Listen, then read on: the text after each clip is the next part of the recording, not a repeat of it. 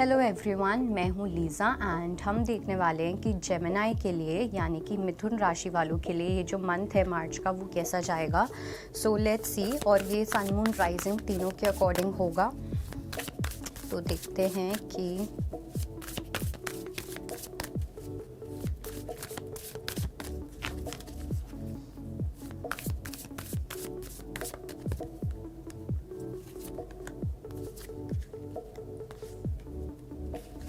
सबसे पहली चीज़ तो ये कि आप अपनी लॉजिकल साइड को कम्प्लीटली साइडलाइन करते हुए दिख रहे हो इन the month of March. Okay, अभी तक आपको समझ आ गया है कि आपने बहुत लॉजिक लगा लिया, आपने अपना बहुत दिमाग लगा लिया, आपने बहुत प्रैक्टिकली सोच लिया।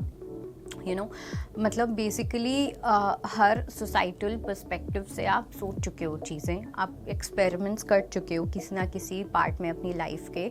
और कोई तो एक ऐसी जर्नी आपकी रही है जहाँ पे आपने एक्सट्रीमली कुछ ज़्यादा ही, हद से ज़्यादा ही आपने अपना दिमाग लगाया है and you are realising that it is not working for you.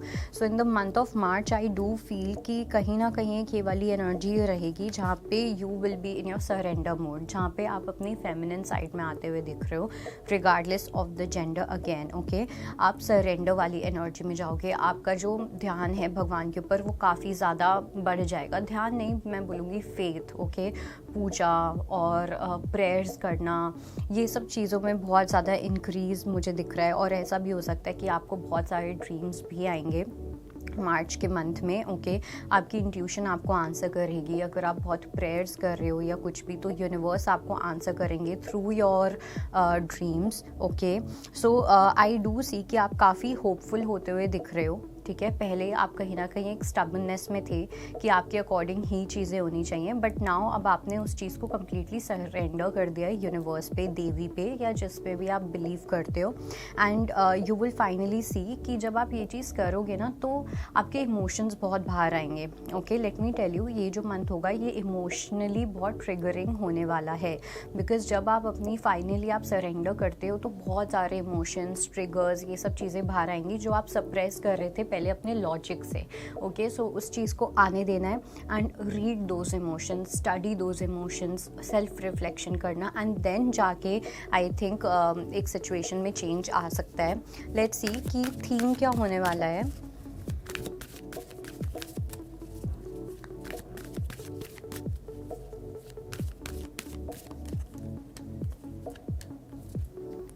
Okay, so 2 number is quite important here and we have 11 also. तो या तो आपको 222 बहुत दिख सकता है, 111 दिख सकता है, 1122 दिख सकता है, 1212 दिख सकता है। ये 4 नंबर्स मुझे यहाँ पे दिख रहे हैं जो कहीं ना कहीं आपको मार्च में काफ़ी ज़्यादा दिखने वाले हैं। एंड अगर आपको ये नंबर्स दिखते हैं so understand that this is how you are in sync with the universe also. ठीक है, दूसरा ये कि यहाँ पे एक बैलेंस का कार्ड मुझे बहुत इंपॉर्टेंट दिख रहा है। कहीं ना कहीं अपनी मटेरियल लाइफ को अपनी स्पिरिचुअल लाइफ के साथ बैलेंस करना, मैट्रिक्स को आउट ऑफ मैट्रिक्स के साथ बैलेंस करके चलना, that is something which is very important. Your intuition is literally going to knock at your door, but आप अपनी इंट्यूशन की सुनते हो या नहीं, that really depends on you. और साथ में मुझे लगता है आपकी पर्सनल लाइफ और आपकी प्रोफेशनल लाइफ से रिलेटेड भी काफ़ी चॉइसेस आएंगी। ऐसा हो सकता है कि आपको पर्सनल ओवर प्रोफेशनल चूज़ करना पड़े या फिर प्रोफेशनल ओवर पर्सनल चूज़ करना पड़े।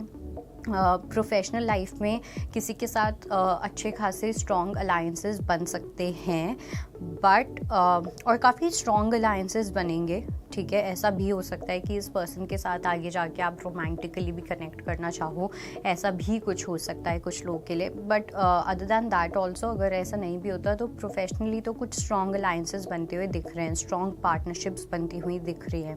ओके, पर्सनल लाइफ को थोड़ा सा बैलेंस करना पड़ सकता है बिकॉज आई डू फील कि कहीं ना कहीं आपके पास कोई कमिटमेंट की भी चॉइस आ सकती है, शादी का प्रपोजल और anything of that sort. And उस चीज़ पे आप काफ़ी सोचते हुए दिख रहे हो कि whether you should go ahead or not।